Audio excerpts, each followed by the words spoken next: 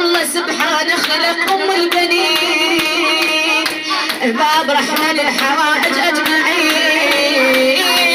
الله سبحانه خلق أم البنين يفني وروحيج. الله سبحانه خلق أم البنين باب رحمة للحوائج أجمعين.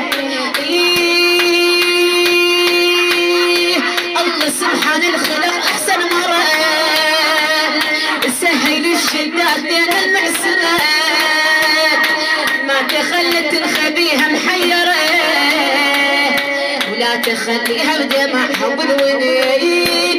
الله سبحانه الخلق هي علو يا شيء. الله سبحانه الخلق باب رحمة للحوائج أجمعين باب رحمة للحوائج. كل شي دايد نتحلها والقليل وجه رحمة الله